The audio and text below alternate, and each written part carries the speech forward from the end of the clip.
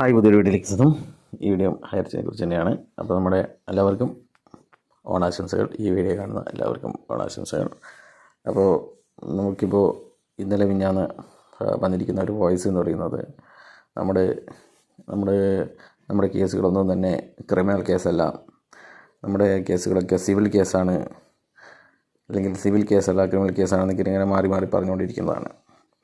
അപ്പോൾ ഇവർ കോടതിയിൽ തന്നെ പറഞ്ഞിരിക്കുകയാണ്, നമ്മളിതൊക്കെ സിവിൽ കേസാണ് എന്ന രീതിയിലാണ് ഇവർ പറഞ്ഞിരിക്കുന്നത്. നമ്മൾ അനധികൃത നിക്ഷേപം സ്വീകരിച്ചാൽ മാത്രമേ ഇത് ക്രിമിനൽ കേസായി മാറുകയുള്ളൂ. നമ്മൾ അനധികൃത നിക്ഷേപം സ്വീകരിച്ചില്ല, പക്ഷേങ്കിൽ നമ്മൾ കുറച്ചാൾക്ക് പൈസ കൊടുക്കാറുണ്ട്, അതുകൊണ്ട് സിവിൽ കേസാണ്. അത് നമ്മൾ പൈസ കൊടുത്ത് തീർക്കും. അത് കുറച്ചാൾക്ക് മാത്രമേ 42 ആൾക്ക് മാത്രമേ പൈസ കൊടുക്കാനുള്ളൂ, ബാക്കി ആർക്കും പൈസ കൊടുക്കാനില്ല എന്നൊക്കെ പറഞ്ഞ് ഇവർ ബഡ്സിൻ്റെ വാദത്തിനിടയ്ക്ക് തന്നെ പറഞ്ഞ കാര്യങ്ങളൊക്കെയാണ്. അപ്പോൾ ഇവർക്ക് തന്നെ തരാതരം, ഇവർക്ക് എവിടെയാണോ എന്തെങ്കിലും ജയിക്കാൻ പറ്റുക ആ സമയത്ത് ഇവർ ക്രിമിനൽ കേസും മറ്റേ സിവിൽ കേസും ഇങ്ങനെ മാറി മാറി പറഞ്ഞുകൊണ്ടിരിക്കും. അപ്പോൾ നമ്മളിപ്പം അവസാനമായിട്ട് വാട്സപ്പിൽ കണ്ടിരിക്കുന്നത് എന്ന് പറഞ്ഞു കഴിഞ്ഞാൽ അർജുൻ എൻ എസ് അദ്ദേഹമാണ് 2023 ജനുവരിയിൽ ബത്തേരിയിൽ കേസ് രജിസ്റ്റർ ചെയ്തിരിക്കുന്നത്. അദ്ദേഹത്തിന് നമുക്ക് പണമൊന്നും കൊടുക്കാനില്ല, അതുകൊണ്ട് ഈ സിവിൽ കേസ് അവസാനിപ്പിക്കണം എന്ന് പറഞ്ഞിട്ട് അദ്ദേഹം അത് കൊടുത്തിരിക്കുന്നത് ഇവർ അനധികൃത നിക്ഷേപം സ്വീകരിച്ച് 10 ഇരട്ടി ലാഭം കൊടുക്കുന്നു എന്നൊക്കെ പറഞ്ഞിട്ടുള്ള കേസാണ്. 3 ഇരട്ടി ലാഭം കൊടുക്കുന്നുള്ള പറഞ്ഞിട്ടുള്ള കേസാണ്. പക്ഷേങ്കിൽ ആ കേസിനെയും ഇവർ വളച്ചൊടിച്ച് കോടതിയിൽ ഇപ്പോൾ സമർത്ഥിക്കാൻ ശ്രമിക്കുന്നത് അത് അദ്ദേഹത്തിന് പണമൊക്കെ കിട്ടിയിട്ടുണ്ട്, 200 രൂപ അധികമാണ് കൊടുത്തിരിക്കുന്നത്, അതുകൊണ്ട് ഈ കേസ് അവസാനിപ്പിക്കണം എന്ന് പറഞ്ഞുകൊണ്ടാണ്. അപ്പോൾ അത് സിവിൽ കേസായിട്ടാണ് ഇവർ കോടതിയിൽ രജിസ്റ്റർ ചെയ്തിരിക്കുന്നത്. സിവിൽ കേസിനാണ് ഈ ലിമിറ്റേഷൻ ആക്ട് പ്രകാരം പണം കൊടുത്തതിന് ശേഷം, പണം കിട്ടാതായതിന് ശേഷമുള്ള 3 വർഷ പരിധി ഉള്ളത്.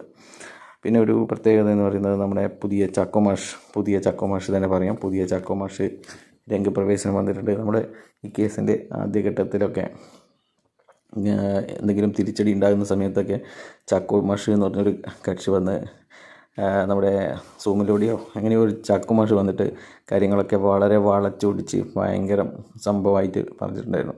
അതിനൊക്കെ പിന്നിൽ ജനിലായിരുന്നു. അപ്പോൾ പുതിയ ഒരു ചക്കുമാഷ് 2026 അല്ലെങ്കിൽ ചക്കുമാഷ് 2.0 എന്ന് പറഞ്ഞ ഒരു പുതിയൊരുത്തം വന്നിട്ടുണ്ട്. അദ്ദേഹം തന്നെ പറയുന്നത് നാഷണൽ പ്രൊമോട്ടർമാരെയും ഇൻ്റർനാഷണൽ പ്രൊമോട്ടർമാരെയും സമാധാനിപ്പിക്കാൻ വേണ്ടിയിട്ടാണ് അവൻ പറയുന്നത്. കേസ് ഇങ്ങനെയൊക്കെയാണ്, കേസ് നടന്നുകൊണ്ടിരിക്കുകയാണ്. അപ്പോൾ നിങ്ങളെല്ലാവരും നല്ലോണം പ്രാർത്ഥിക്കണം, 24 മണിക്കൂറും പ്രാർത്ഥിക്കണം, എന്നാൽ നമ്മൾ കേസ് ജയിക്കും. പിന്നെ കേസ് തോറ്റിട്ടാകുമ്പോൾ മാത്രമാണ് ക്ലെയിം പെറ്റീഷൻ കൊടുക്കേണ്ടത് എന്നാണ് ഈ വക്കീൽ എന്ന് പറയുന്നവൻ പറയുന്നത്. എന്നാൽ നമ്മുടെ ഈ ബഡ്സ് കേസിനെ കുറിച്ച് അറിയുന്നവർക്കറിയാം. നമ്മുടെ ഈ ഒരു company temporary attachment, professional attachment, temporary attachment എന്നൊക്കെ പറയില്ലേ, പ്രൊഫഷണൽ അറ്റാച്ച്മെൻറ്റ് ചെയ്യുന്ന സമയത്ത് തന്നെ കോടതിയിൽ ആ പ്രൊഫഷണൽ അറ്റാച്ച്മെൻറ്റ് പെർമനൻ്റ് ആക്കാൻ വേണ്ടി കൊടുക്കുന്ന സമയത്ത് തന്നെ നമ്മൾ കൊടുക്കേണ്ട രേഖയാണ് ഇവരുടെ ആസ്തി വിവരങ്ങൾ, ആർക്കൊക്കെയാണ് പണം കൊടുക്കാനുള്ളത്, അതിൻ്റെ രേഖകൾ, അതൊക്കെയാണ് ക്ലെയിമുകൾ. ആർക്കൊക്കെയാണ് പണം കൊടുക്കേണ്ടത്, അതൊക്കെ ഈ കോടതിയിലെ 60 ദിവസത്തിൽ തന്നെ സമർപ്പിക്കേണ്ടുന്ന രേഖകളാണ് ഈ ക്ലെയിം പെറ്റീഷൻ എന്ന് പറയുന്നത്. ഇപ്പോൾ നമുക്കറിയാം, ഈ ക്ലെയിം പെറ്റീഷൻ കൊടുക്കാനുള്ള കാരണം എന്ന് പറയുന്നത് തന്നെ ഹൈറിച്ച് കമ്പനി കോടതിയോട് പറഞ്ഞു, ഇതുവരെ ബഡ്സ് അതോറിറ്റി ഒന്നും ചെയ്യുന്നില്ല, ബഡ്സ് അതോറിറ്റി ഇനാക്റ്റീവാണ്, ബഡ്സ് അതോറിറ്റി ഇതുവരെ ക്ലെയിം ലിസ്റ്റ് പോലും ഉണ്ടാക്കിയിട്ടില്ല എന്നൊക്കെ പറഞ്ഞിട്ട് കോടതിയിൽ അപേക്ഷ സമർപ്പിച്ചതിൻ്റെ അടിസ്ഥാനത്തിലാണ് കോടതി പറഞ്ഞിരിക്കുന്നത് ക്ലെയിംസ് എൻ്റെ എണ്ണം കണക്കാക്കാൻ വേണ്ടിയിട്ട്. അതിൻ്റെ അടിസ്ഥാനത്തിലാണ് തൃശ്ശൂർ ജില്ലാ കളക്ടർ ക്ലെയിം പെറ്റീഷൻ സ്വീകരിക്കാൻ വേണ്ടിയിട്ടുള്ള ആദ്യത്തെ പത്രക്കുറിപ്പ് ഇറക്കിയിരിക്കുന്നത്.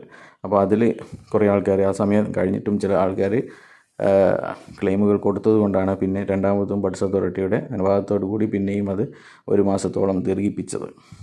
അതിനുശേഷം ബഡ്സ് അതോറിറ്റി മറ്റ് ജില്ലകളിലും ഇത് ക്ലെയിം സ്വീകരിക്കാൻ വേണ്ടിയിട്ടുള്ള അപേക്ഷയും പിന്നെ പത്രക്കുറിപ്പ് ഇറക്കിയിട്ടുണ്ട്.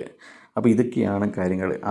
ആ സമയത്താണ് ഇവനെ പോലെയുള്ളവർ വക്കീലന്മാർക്ക് പേരുദോഷം ഉണ്ടാക്കാൻ വേണ്ടിയിട്ട് വക്കീലാണ് എന്നൊക്കെ പറഞ്ഞതുകൊണ്ട് നമ്മൾ ഇത് കേസ് തോറ്റതിന് ശേഷം, കേസ് ജയിക്കുമെന്നല്ല പറയുന്നത്, നിങ്ങളാരും ക്ലെയിം പെറ്റീഷൻ കൊടുക്കണ്ട എന്ന് ഇവർക്ക് പറയാൻ സാധിക്കുന്നില്ല. നമ്മൾ കേസ് തോറ്റതിന് ശേഷം, കോടതി പറഞ്ഞതിന് ശേഷം, കോടതി വിധി ഉണ്ടായതിന് ശേഷം നിങ്ങൾ ക്ലെയിം കൊടുത്താൽ മതി എന്നാണ് പറയുന്നത്. പിന്നെ ഇദ്ദേഹത്തിന് പറഞ്ഞവിടെ കേസ് നമ്മൾ ജയിക്കാൻ പോവുകയാണ്, നിങ്ങൾ ക്ലെയിം പെറ്റീഷൻ ഒന്നും കൊടുക്കേണ്ട ആവശ്യമില്ല, നമ്മൾക്കൊക്കെ ഈ 300 കോടിയും പിന്നെ ഈ 30 കോടി ഇൻട്രസ്റ്റും നമ്മുടെ കൈകളിൽ തന്നെ എത്തും. ആ സമയത്ത് നിങ്ങൾക്ക് എല്ലാവർക്കും പൂളിംഗമായിട്ട് നിങ്ങൾ അടച്ചിരിക്കുന്ന തുക തരുമെന്ന് അദ്ദേഹത്തിന് പറയാൻ സാധിക്കുന്നില്ല. അപ്പോൾ ഇതിൽ നിന്ന് മനസ്സിലാക്കേണ്ടത് നമ്മുടെ നാഷണൽ പ്രൊമോട്ടർമാർക്കും ഇൻ്റർനാഷണൽ പ്രൊമോട്ടർമാർക്കും യൂണിവേഴ്സൽ പ്രൊമോട്ടർമാർക്കും ഒക്കെ തന്നെ നല്ല പേടി കുടുങ്ങിയിട്ടുണ്ട്. അപ്പോൾ അവരുടെ പരിചയത്തിലുള്ള ആരോ ആണ് ഈ വക്കീലിൻ്റെ വോയിസിൽ വന്നിരിക്കുന്നത്. അപ്പോൾ എന്തായാലും ഇൻ്റർനാഷണൽ പ്രൊമോട്ടർമാരും നാഷണൽ പ്രൊമോട്ടർമാർക്കും ഒക്കെ അവർ സമ്പാദിച്ച പണം പോകുമെന്ന് ഏതാണ്ട് ഉറപ്പായിരിക്കുകയാണ്. അങ്ങനെ അതിന് കാരണമായിട്ട് ഒരുപാട് ക്ലെയിമുകളാണ് ഓരോ ജില്ലകളിലും എത്തിയിരിക്കുന്നത്. നിരവധി ആൾക്കാരെ പുതിയ FIRകളും രജിസ്റ്റർ ചെയ്തിട്ടുണ്ട്. അപ്പോൾ അതുകൊണ്ട് തന്നെ ഇനി പറയാനുള്ളത് പുതിയൊരു കമ്പനിയെക്കുറിച്ചാണ്. ഇപ്പോൾ അടുത്ത മാസം തന്നെ പുതിയ ഗ്രോസറി കമ്പനിയാണോ, പുതിയ ഡിജിറ്റൽ ക്രിപ്റ്റോ കൊടുക്കുന്ന ട്രഡീഷണൽ ബിസിനസ്സാണോ എന്നൊക്കെയാണ് നമ്മൾ അറിയാനുള്ളതിരിക്കുന്നത്.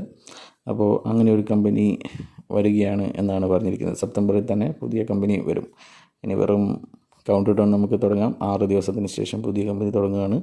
അപ്പോൾ എന്തുകൊണ്ട് പുതിയ കമ്പനി തുടങ്ങി കഴിഞ്ഞാൽ, പുതിയ കമ്പനി വന്നു കഴിഞ്ഞാൽ ആൾക്കാരുടെ സംസാരം, ആൾക്കാരുടെ ഫോക്കസ് എല്ലാം തന്നെ പുതിയ കമ്പനിയിലേക്ക് പോകും. പുതിയ കമ്പനിയുടെ പ്ലാന്, പുതിയ കമ്പനിയുടെ പ്രൊഡക്റ്റ്, പുതിയ കമ്പനിയുടെ Zoom മീറ്റിംഗ്, പുതിയ കമ്പനിയുടെ വാട്സപ്പ് ഗ്രൂപ്പ്, പുതിയ കമ്പനിയിൽ പൈസ ഉണ്ടാക്കിയവർ, ഞാനിന്ന് 2000 ഉണ്ടാക്കി, ഞാനിന്ന് 4000 ഉണ്ടാക്കി എന്നൊക്കെ പറഞ്ഞിട്ടുള്ള പോസ്റ്ററുകൾ, അങ്ങനെ ഇനി ഈ മണ്ടന്മാർ തന്നെ ഇപ്പം കോടികൾ നഷ്ടപ്പെട്ടു എന്ന് പറയുന്ന, നിലവിളിക്കുന്ന, കാത്തിരിക്കുന്ന മണ്ടന്മാർ തന്നെ പുതിയ കമ്പനിയിലും എത്ര പൈസയാണെങ്കിലും പോയിട്ട് തലവെക്കും എന്ന് ഉറപ്പാണ്. ഇപ്പോൾ നമുക്കറിയാം ഓരോ ദിവസവും പുതിയ തട്ടിപ്പുകൾ പിടിക്കപ്പെട്ട് വന്നിരിക്കുകയാണ്.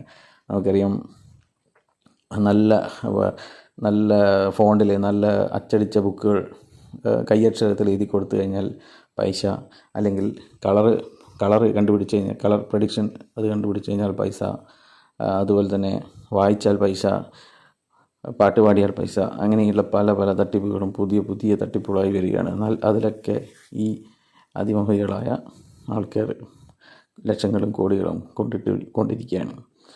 അപ്പോൾ ഇത് തുടർക്കഥയായി ഇങ്ങനെ പോയിക്കൊണ്ടിരിക്കുകയാണ്. അപ്പോൾ പറയാനുള്ളത്, നിങ്ങൾക്ക് എന്തെങ്കിലും പണം ആവശ്യമുണ്ടെങ്കിൽ സർക്കാരിൻ്റെ കണക്കിൽ പെടണമെങ്കിൽ 3 വർഷത്തിനിടയ്ക്ക് നിങ്ങൾ ക്ലെയിം പെറ്റീഷൻ കൊടുത്തിരിക്കണം. നിങ്ങളുടെ ക്ലെയിം പെറ്റീഷൻ കണക്കാക്കുന്ന തീയതി എന്ന് പറയുന്നത് ഡിസംബർ 7 തീയതിയാണ്. ഡിസംബർ 7 തീയതിയാണ് നിങ്ങൾക്ക് പിന്നെ പണം ലഭിക്കാതെ വന്നത്. കളക്ടർ ഫ്രീസ് ചെയ്തിരിക്കുന്നത് ഡിസംബർ 7 തീയതിയാണ്. എന്നാൽ അതൊന്നും കാത്തു നിൽക്കേണ്ട. നവംബർ 21 തന്നെ ചിലപ്പോൾ ആ ഒരു ഉത്തരവ് പുറത്തു വന്നതുകൊണ്ട് നവംബർ 21 മുന്നേ തന്നെ എല്ലാവരും ക്ലെയിം പെറ്റീഷൻ കൊടുക്കണമെന്നാണ് പറയാനുള്ളത്.